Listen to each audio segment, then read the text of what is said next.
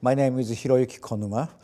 I'm a FAO Assistant Director General and Regional Representative for Asia and Pacific. I'm based in Bangkok. We cover 46 countries in Asia and Pacific. I have been here in Bangkok almost now 13 years, in fact. But in my life, I started my career in FAO in 1980. That means now almost reaching 34 years of service in the UN system. So I'm enjoying the working here. FAO is the UN specialized organization. Our vision is the world free from hunger and malnutrition, where food and agriculture contribute to improving the living standard of all, especially the poor people, through sustainable, economically sustainable and environmentally and socially sustainable manner. This is what we are aiming at. And particularly we are focusing on eradicating on hunger and undernourishment. Of course, there are many tasks we have to do. We cover many areas like agriculture in general, but of course it includes generally livestock sector, fisheries, forestry, rural development, nutrition, and all other aspects related to food and agriculture. Yeah, in general, I think I have been in a long history that looking at present time, and we compare with, for example, 20 years ago.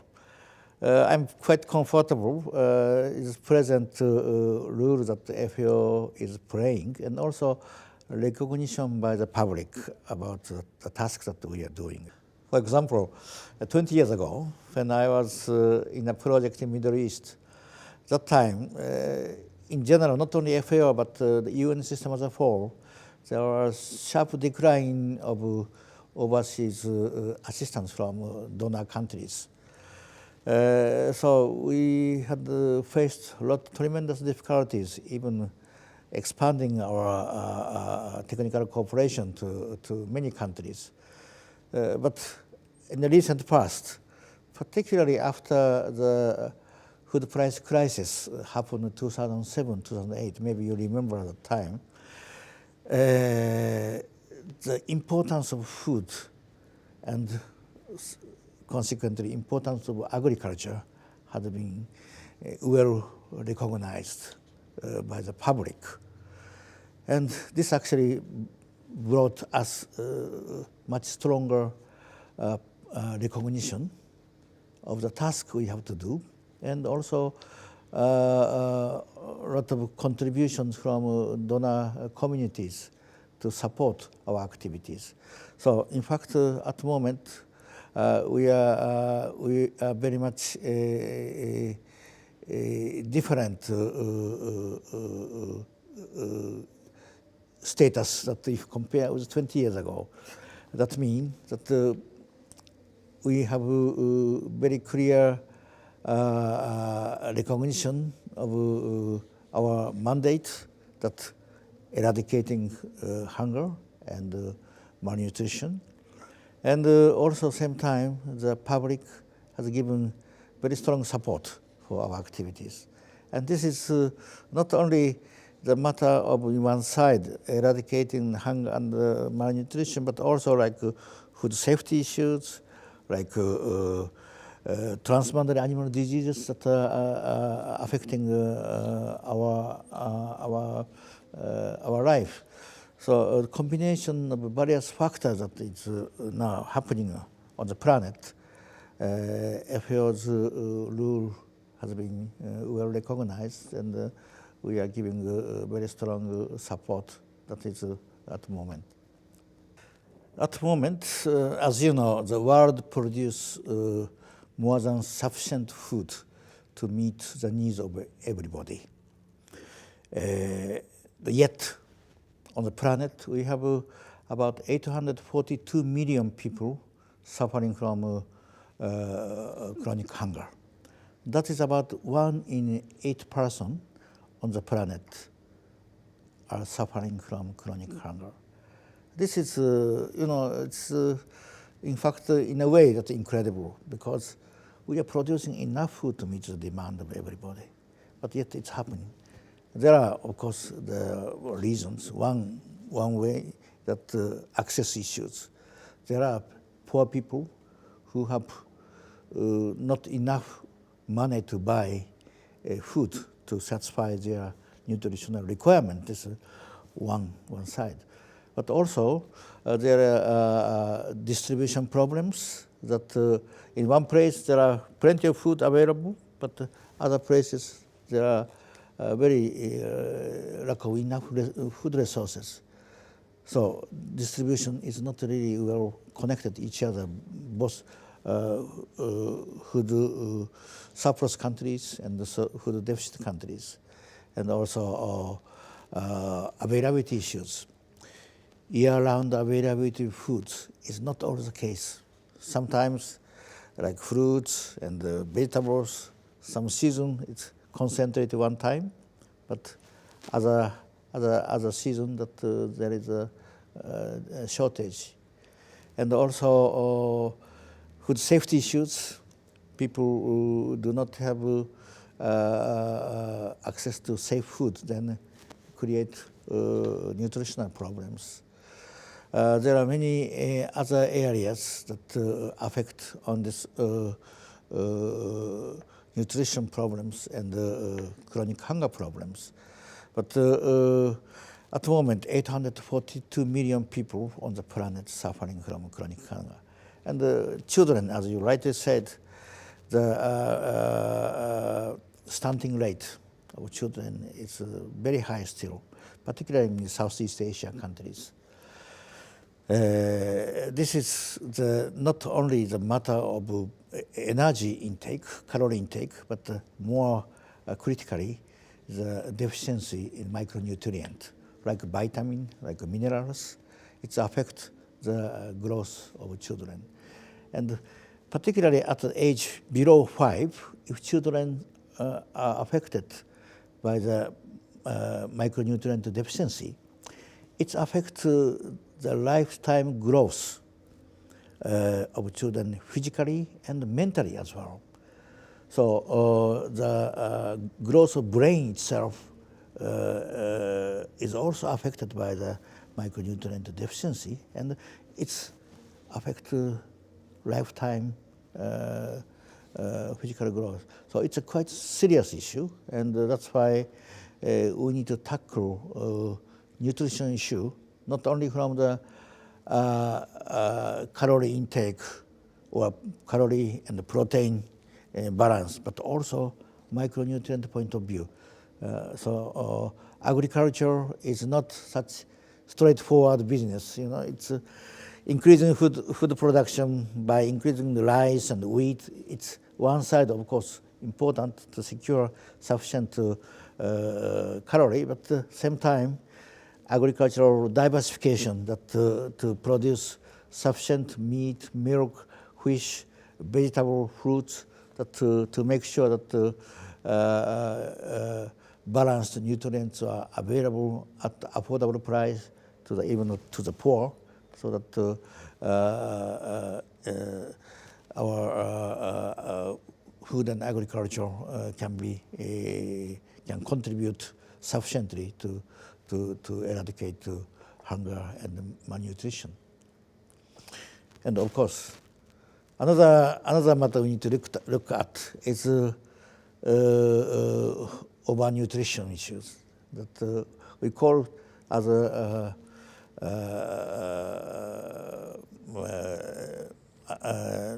not only the matter of undernourishment, but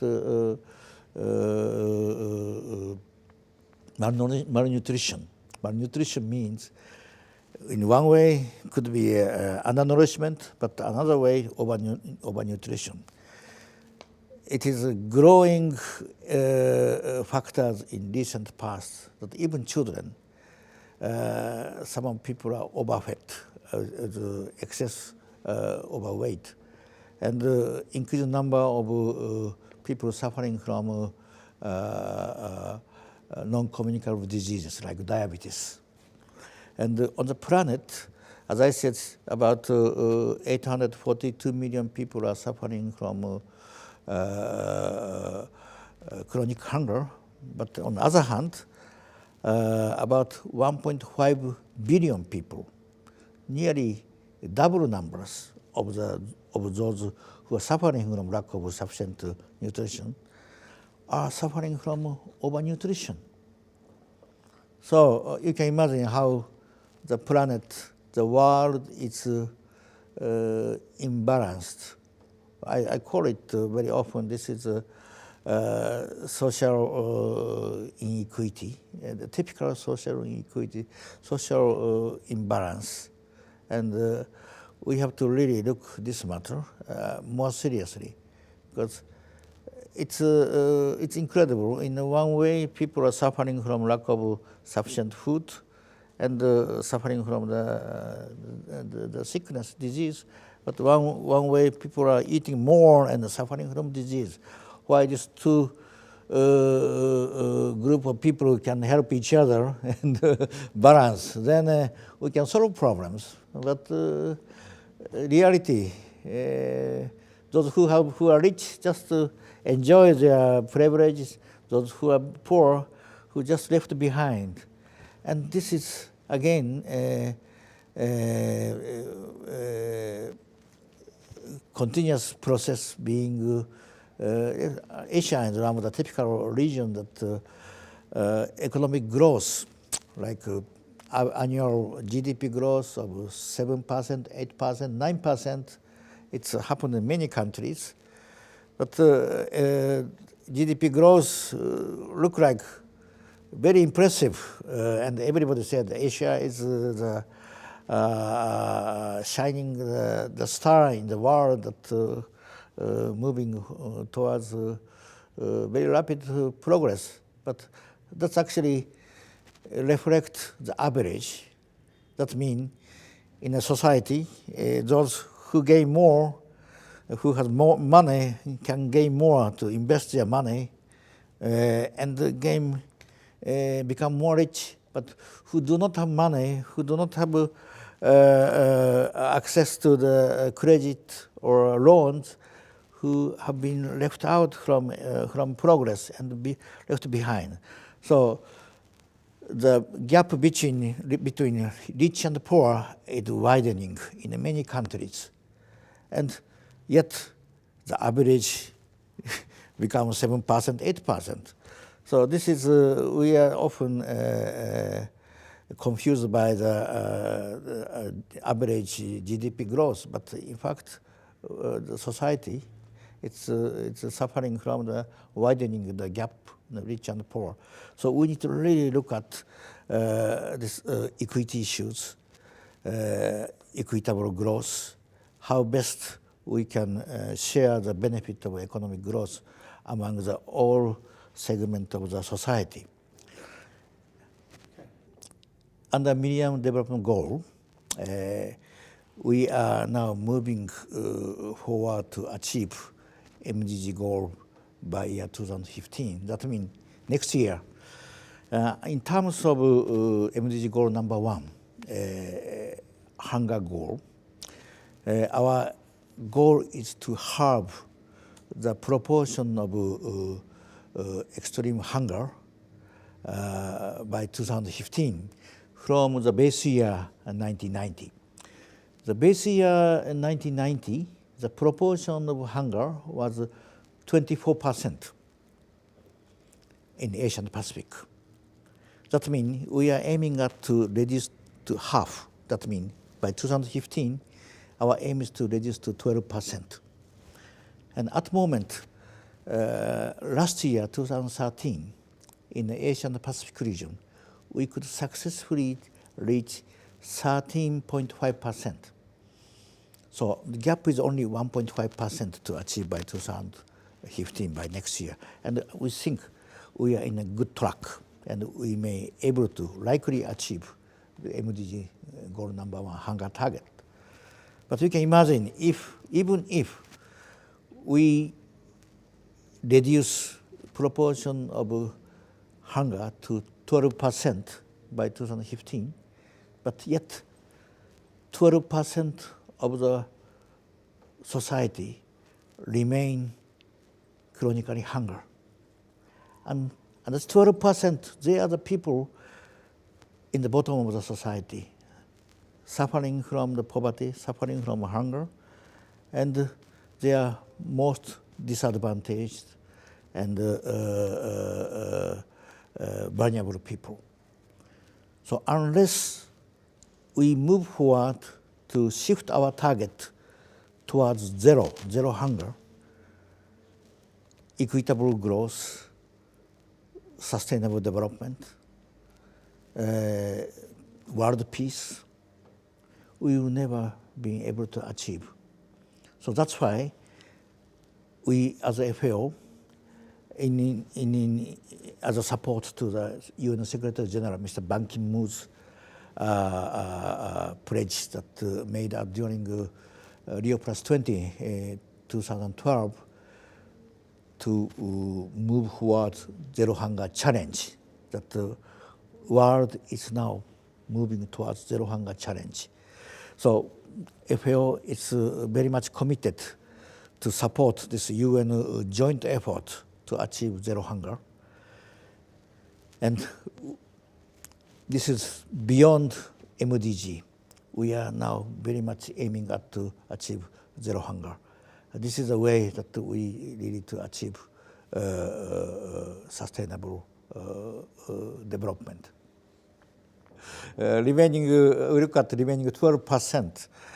As I said, unless we concentrate our effort to eradicate poverty and hunger for this remaining 12%, the fundamental goal of sustainable development will never be achieved. And the world will remain as vulnerable to attaining peace and social security. So who are the remaining 12% that we really need to identify? And in fact, it's become very clear. For example, Asian Pacific region is a home of nearly 70% of world indigenous people. And they occupy nearly 15% of total poverty population. And that means among remaining 12% in the bottom that remaining suffering from hunger, the most disadvantaged groups in the remaining 12%, indigenous people occupies very large portion of them. So for us, it's very important to concentrate our support to the most vulnerable people, that is, in fact, indigenous people, that we are not given sufficient attention or sufficient support in the past. Because I can imagine, because of political sensitivities, that they are kept crossing the borders that have been artificially drawn among the countries, and also consequences of to the environmental sustainability and other issues are also related. But on the contrary, we are not given sufficient attention and effort to support the indigenous people, particularly their right to the land, their right to the various resources, or whatever they are to be eligible to receive, same as other people. One way we need to look at indigenous people because majority of them, particularly in this region, they are engaged in shifting cultivation in many cases. Of course, they are engaged in a different type of activities, but many of them are associated with shifting cultivation. And this is one of the controversial activities in connection with environmental sustainability. And we tend to, in the past, to try to solve a problem by settling them in the town, in the village.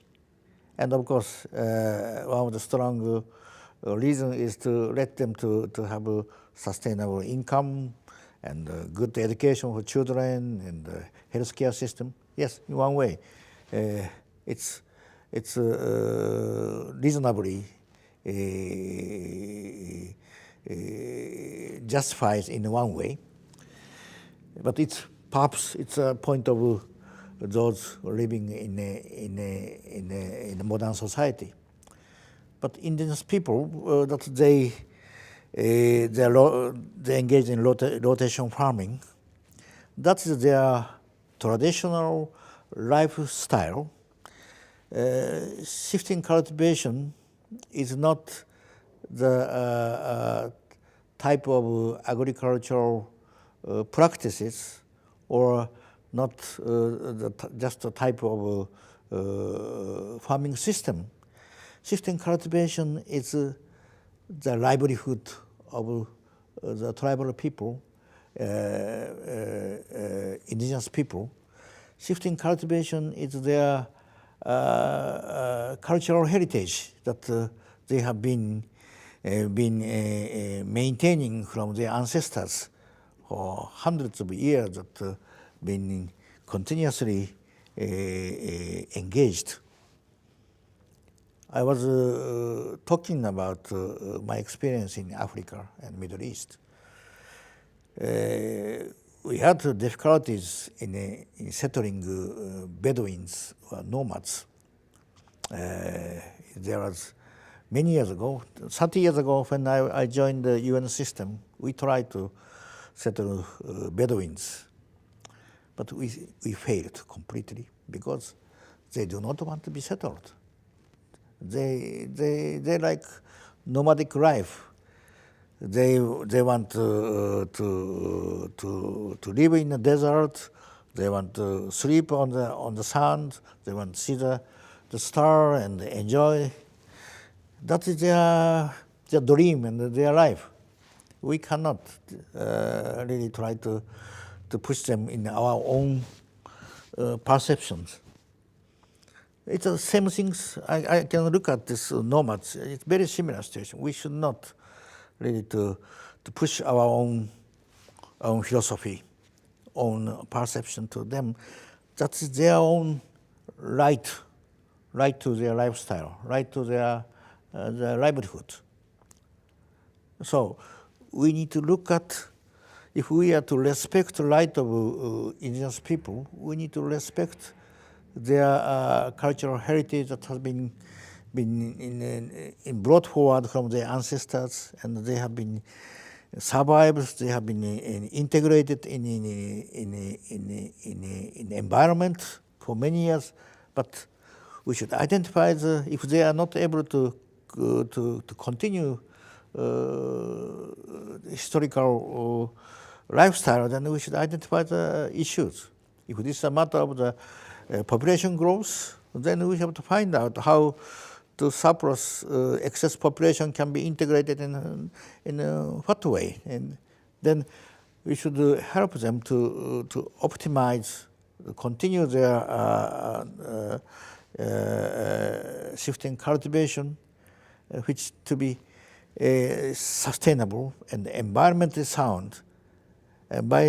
Through this approach, indigenous people can continue their lifestyle. At the same time, we can help them in identifying the solution for those who have excess population among them. But in fact, in other hand, some countries already started to decline the population of indigenous people because young generation go to the town directly. They do not remain in shifting cultivation. So things are changing. So our discussion here that how best those indigenous people, their lifestyle can be respected. And rather, my opinion, we should move forward instead of just protecting them or protecting them from their right. But we should rather let's highlight their livelihood as a way to integrate their living with the environment. Right. Because they are having their traditional dietary style, eating the products from mountains and forests, very vitamin rich, and also they survive, they enjoy with the lifestyle. And this is, I think, we have a lot to learn from their living. And this is a way we respect their lifestyle and even promote their way of life as to learn from their cultural heritage. There are different rules that men and women play in agriculture, food and agriculture. And in fact, it is very clear to us that women plays almost equal role in agriculture in various stage of agricultural practices. Like in many countries, in developing countries in Asia, women engaged in planting the rice, planting of seedlings, also milking cows, feeding animals, and harvesting rice, harvesting wheat, feeding fish in aquaculture ponds. Nearly 50%, half of labor force in agriculture is provided by women. Like country like Nepal, even 55% of agricultural labor force are provided by women, even some countries. So women play such an important role in agricultural production, but yet, unfortunately, women are traditionally, historically, and many developing countries, they are not given equal opportunities as men, like men. For example, the access to the credit, women are not given sufficient access to credit. Women are not given opportunity for skill development, like training. Many cases, when government select trainees among farmers, majority of selected trainees are men, and women are just behind. Also many other capacity building trainings, access loans, and other things. So we estimate that if women are given equal opportunity like men in various aspects, like credit, training, capacity building, FAO estimates that about 150 million hunger could be eliminated. So this is our recent study we conducted. But this is actually symbolic figures, but this means it's such important that to promote the role of women and also recognize their role and give opportunity for women to play important role.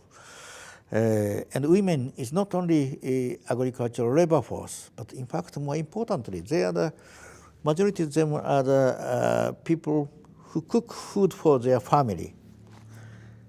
And as I mentioned, that one of the typical constraints we have is the recognition of importance of balanced diet. For example, in Bangladesh, in the rural areas, people eat rice and curry with the soup, morning, lunch, breakfast, sometimes only 2 meat, but they feel full in stomach. So they put rice, eat rice and full, then they feel that they have fulfilled their nutrition requirement, but it's not. It's only the carbohydrate that they filled in. But it is actually, women, mothers can play a lot of role if they know what's the importance of the vitamin, nutrition, protein, and minerals, so they can cook food to balance diet, and then can actually can contribute in reducing child stunting rate, child undernourishment. So, yeah, of course, men can also contribute, but women can have such an important role. So we really wish to promote the importance of the role of women in food and agriculture. That is what we are very keen to do that. As I mentioned earlier, that bottom of 12%, if we are to achieve MDG hunger goal by next year, 2015, but still remaining 12% suffering from chronic hunger. And we really need to target those people. And they are actually in the bottom of the society, most vulnerable, most disadvantaged.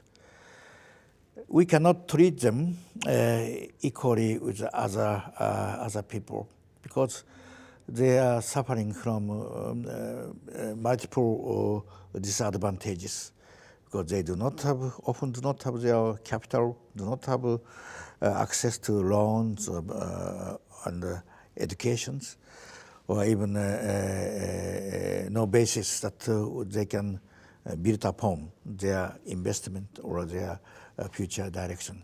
So that's why the social protection measures become such important to target those who are most vulnerable and most suffering.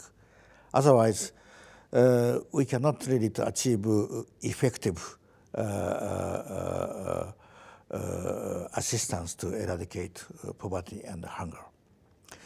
And this is one of the ways we are working together with other UN agencies towards, for example, we call it conditional cash voucher transfer, cash transfer scheme, to provide those poorest poor with cash transfer, but conditional, like transfer of the cash on the condition to buy improved variety of seeds or fertilizer to encourage farmers to improve their agricultural production, or to condition to buy chicks or animals, so to actually to create long-term production mechanism for them to gain more money.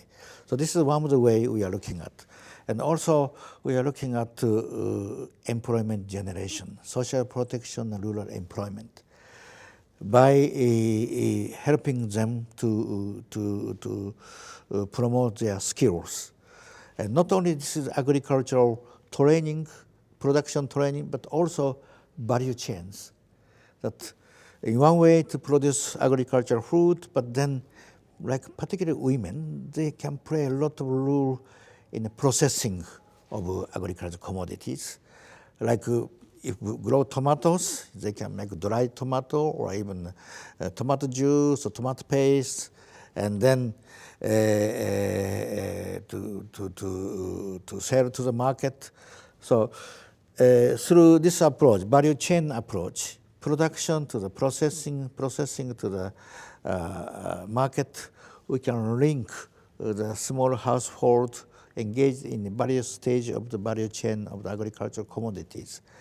And in the long run, if farmers are united, and to also create farmers organization, a farmers group, for example, women farmers group for tomato processing or fish processing, they can group themselves, and then they unite themselves, then they may have better access to the credit, better access to the training from the public or whatever the supporting them.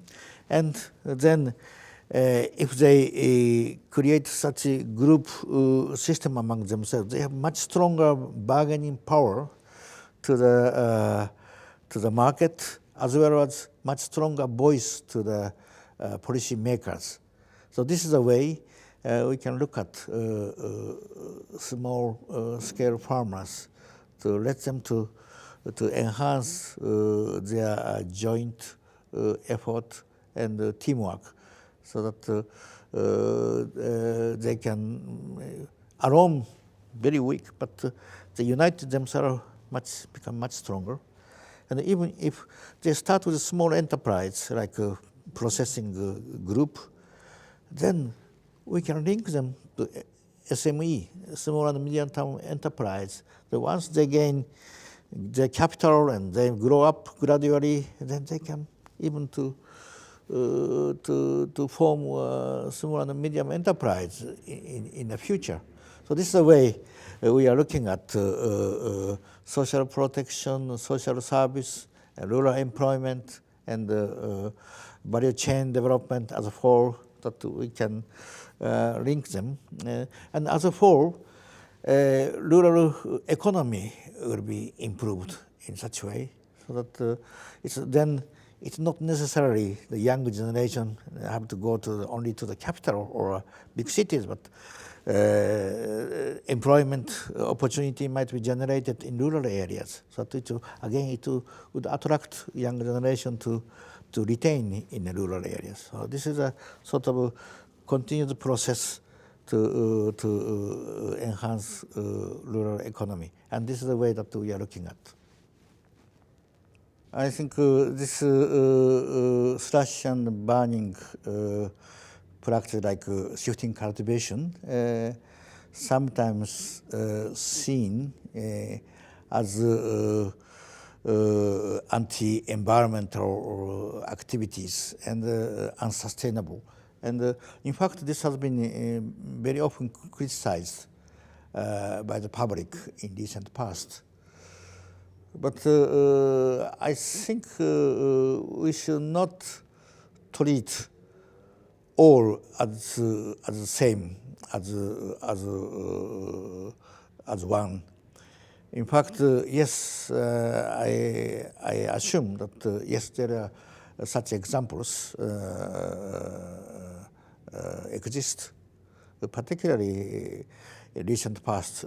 Some areas there are very rapid increase in the population, and this is not only natural population increase, but also there are migrants from other areas come in, and then normally in the past, for example, rotation farming, if a family rotate the mountain areas once in 10 years, once in 12 years, that's the way that they could sustain rotation farming. But population increase affects sometimes become once in 4 years, once in 5 years, once in 6 years, and naturally, natural resource cannot recover in such a short cycle of rotation. So it could be happened in some cases, but it should not be everywhere.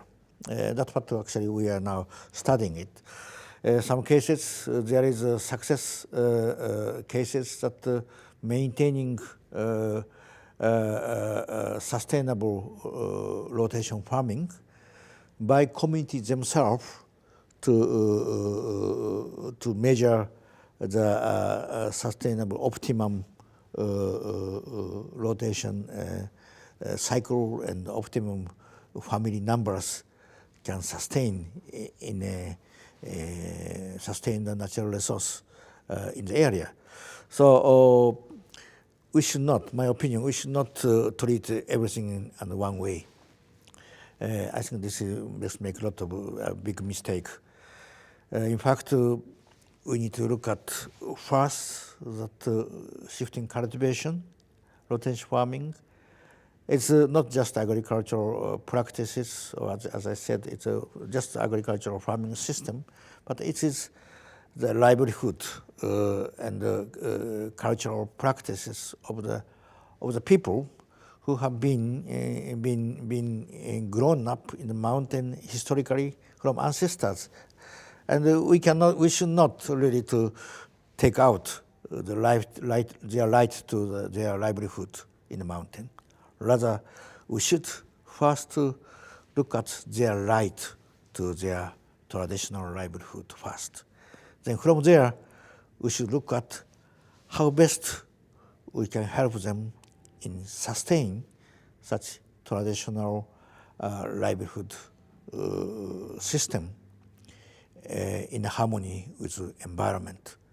This is, I think, this is our rule, and this should not be put as a top-down from policymakers or westernized the concept. Rather, this to be discussed in a bottom-up manner for them to really to think their own natural resources as their own property, and then identify the solution together and let them to really to understand how many years that the natural resource need to recover and what is the optimal number of families can survive in this natural resource.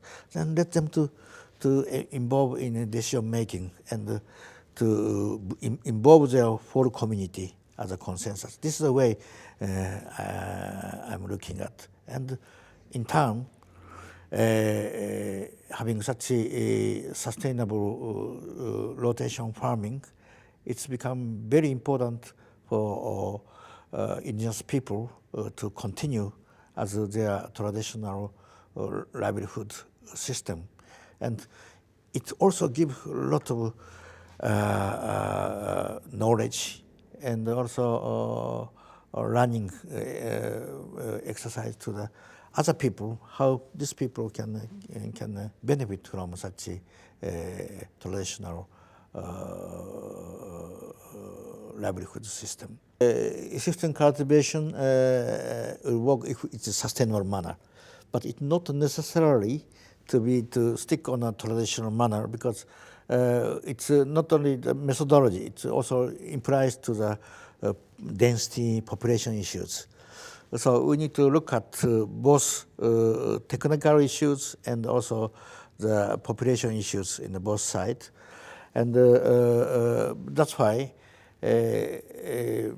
our recommendation that we are not putting today in particular is we should have evidence-based studies to clearly understand how best we can sustain such shifting cultivation through more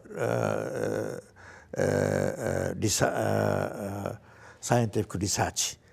This would actually important not only for the shifting cultivators themselves, but for the public to fully recognize scientifically the sustainability that we can maintain through shifting cultivation, and that we have to convince public that shifting cultivation is sustainable if we do it in this way, and that is the way that we can protect the right of indigenous people for their traditional livelihood.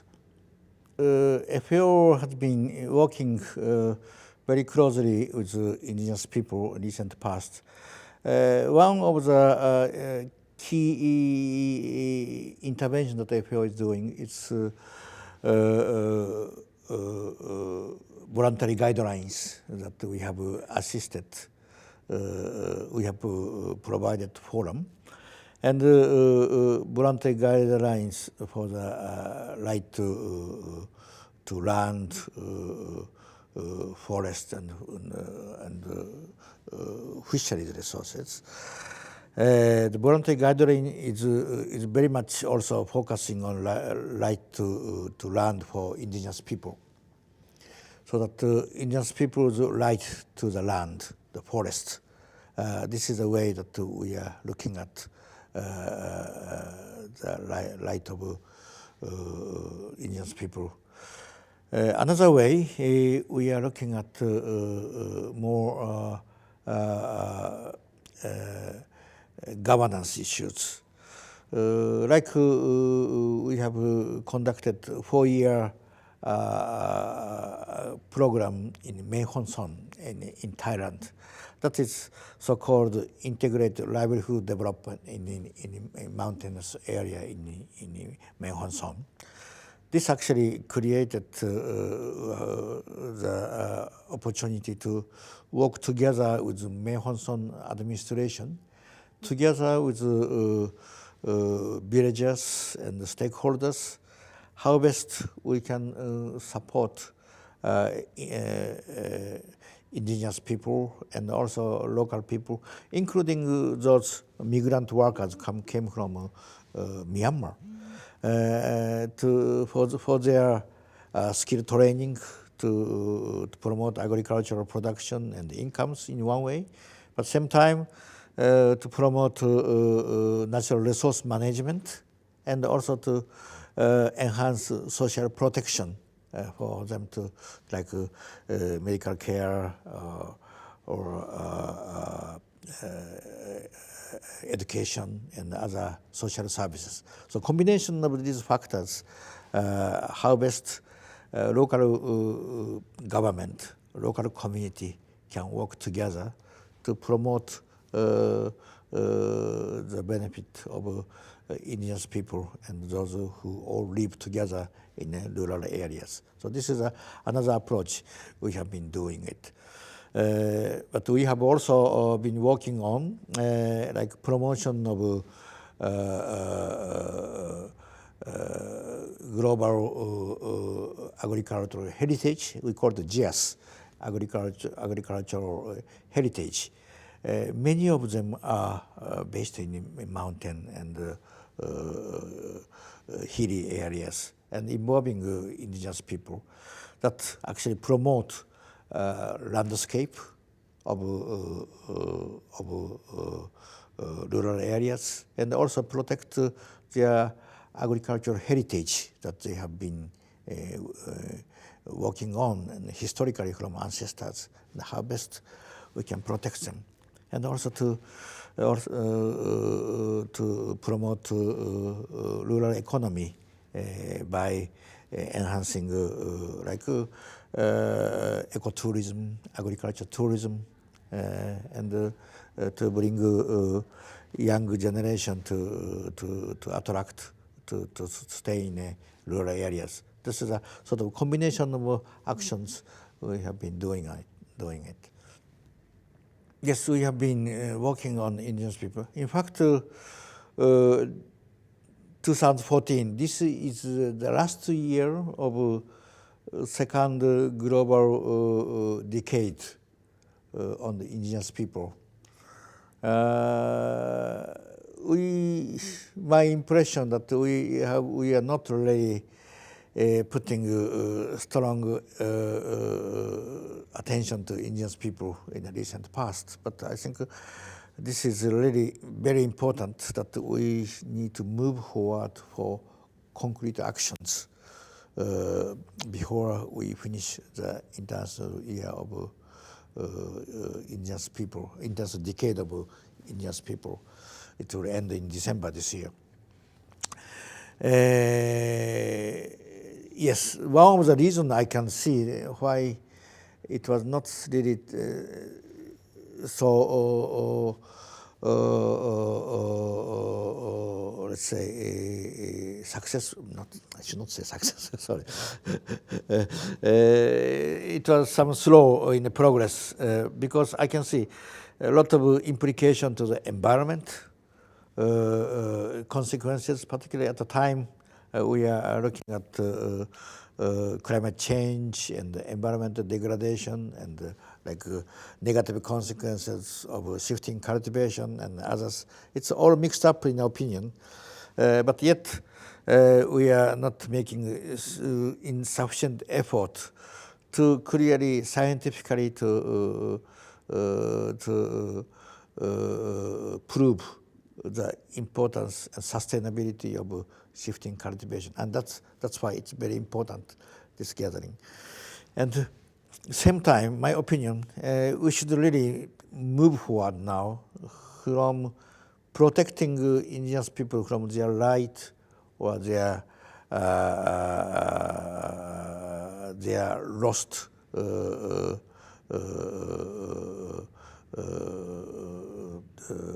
lost right, but instead we should move forward to promoting the benefit of the work, to promote the benefit of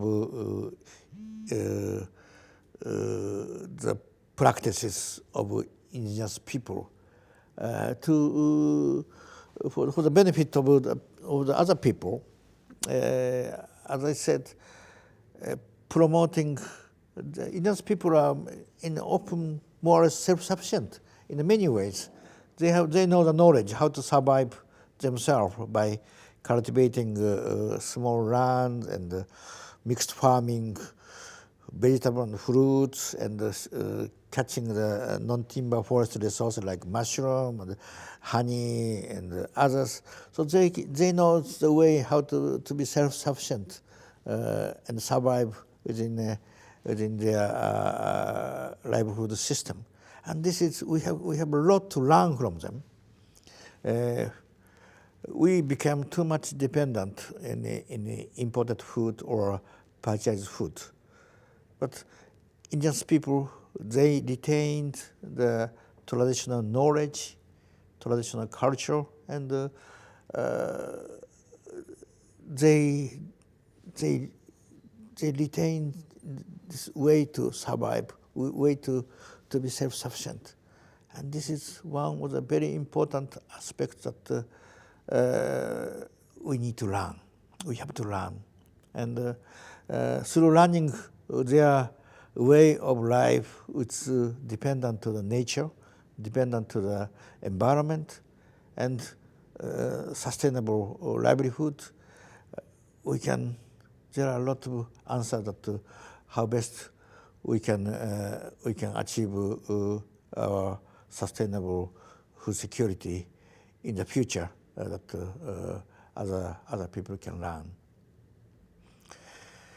Another aspect I would like to emphasize before closing is importance of food and agriculture. Green Revolution started in late 1960s. It in fact in over 40 years during the Green Revolution in Asia, the cereal production increased 3 times. 300% increase in cereal production in 40 years during Green Revolution. It's actually contributed by the improved variety of rice and wheat and availability of fertilizer, pesticides, farm machinery, and associated technological innovation. It's combined factors, but yet there are negative consequences that created environmental degradation and water table decline and other things, and also widening gap between rich farmers and poor farmers. There are several consequences there. And now we are heading the future. I have talked quite a lot on the present situation, but our problem is not actually present situation. We have to really look at the future, 2050. Because from now to 2050, population is continuously increase.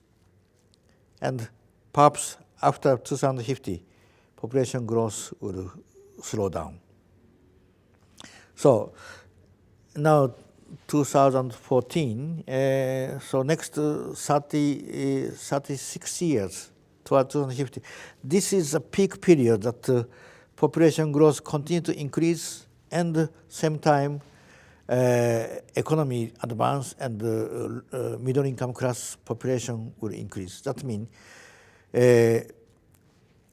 demand for food increase in one way, but also another way, the per capita calorie consumption, food consumption will drastically increase. Now we estimate that population by 2050, present we have 7.1 billion population on planet, may reach about 9.2 billion by 2050. And per capita calorie intake per day would increase from the level 2007, at that time about 2,770 kilocalorie per day per capita, would increase beyond 3,000 kilocalorie per capita per day by 2050. So population and per capita intake and overall, FAO estimates that by 2050, we have to increase food production by 60% worldwide. But if we look at only developing countries, where more than 98% of population growth will occur, we have to increase food production by 77% at least in developing country alone. So it has very strong challenge we are facing, and as a FAO will say yes, it should be possible if we maximize acreage, yield of agricultural productivity from existing land, it will be possible. But at the same time, we have to recognize that there are many uncertainties and constraints. One of the constraints that we need to realize is that our arable land is almost fully exploited by this time. There is only 5% of existing arable land can be expanded by year 2050, very little. In case of Asia and Pacific, there is almost nil. So there will be, we look at on the Asian Pacific region, some countries, yes, plus, some countries minus already. China and Vietnam, arable land started declining already. So plus minus, Asian Pacific, I think there is almost no increase toward 2050. Water resources are becoming scarce more and more, declining actually already. There are negative consequences of climate change occurring, and productivity growth of agricultural commodities like rice and wheat. At the time of Green Revolution, rice and wheat, it can grow every year about 3%, 3.5% annual growth of productivity growth recorded. But in past 20 years, average become about 0.6%, 0.8%. Very little, very declined, because we look at this why perhaps Green Revolution, successful Green Revolution, which resulted in 300% increase in food production, actually resulted in a reducing the price of food. In fact, according to our study, during the Green Revolution time, the real price of cereals declined by 40% in the 40 years between 1960 and 2000 because of production increase. And actually it benefited a lot in Asia. In 1960, proportion of chronic hunger was about 34% in 1960. But in 2005, it declined to 17%. It's less than half in a 40 years time. I think it's largely contributed by the successful Green Revolution because price of cereals declined by 40%. But the consequence was that I think everybody thought that food can be produced easily without much effort, much additional research or investment. So in fact, as a result, recent past, investment in agriculture declined very sharply, including investment in agricultural research in slowdown, and we are still struggling to get new varieties that can serve to increase yield for our agricultural development. At the same time, various investments are not yet being provided sufficiently. So this is one of the negative consequences that I feel that the Green Revolution made us. Yeah, let's start from GMO. FAO, we have clear understanding that using existing conventional biotechnology without using GMO, we would be able to improve productivity growth. But for example, like hybrid rice, hybrid production has still a lot of room to expand, and conventional varietal improvement technology, there's still a lot of room to contribute to the production increase. So without GMO technology, we feel that we can achieve our target. Of course, GMO technologies, we have to have a very cautious approach. The baseline is safetiness for human consumption, but at this stage, there is no clear evidence or consensus, world consensus on the safetiness of GMO at this moment. So it's become really up to the consumer, up to the each government, how we treat GMO as a safe products or not, because there is no proven evidence or consensus. So as FAO, our stance is very clear that without GMO, using conventional biotechnology, we can advance our agricultural science, agricultural productivity growth at the same time. But of course, as a research in long run, we look at 30, 40, maybe 100 years next, there might be a time that GMO technology might be proven to be a safe and maybe useful for our biotechnology. So research should continue in one way, but application to the food production, I think it is a bit premature that we needed to move forward. But in any way, it's up to the consumers. That consumers should be given opportunity to choose. That's why we are promoting the importance of labeling on the products. That each product, if it contains GMO products, should clearly indicate it's contained. So that consumers should be given clear opportunity, understanding that they are going to buy GMO products or not. And this is, I think, a very important step that we need to do it. Regarding organic matters, yes, we are promoting organic farming one way. One of the constraints we have now is organic farming, is that because of its rules and regulations, organic certification becomes so complicated and so heavy.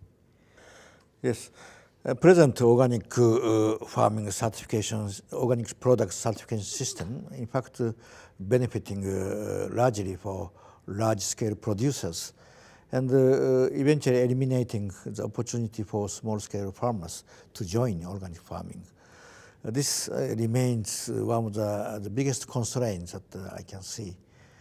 And that's why FAO is now moving towards promoting voluntary organic certification system, which will allow small-scale farmers to join in organic farming. This is one of the ways that we are now moving forward. And in connection with the indigenous people, the majority of mountainous lands and hilly lands, they are in fact not used continuously for agriculture production. So basically, the land which are newly cultivated, they can serve for our organic farming immediately, because many of lands have never been used with chemical fertilizers or pesticides in the past.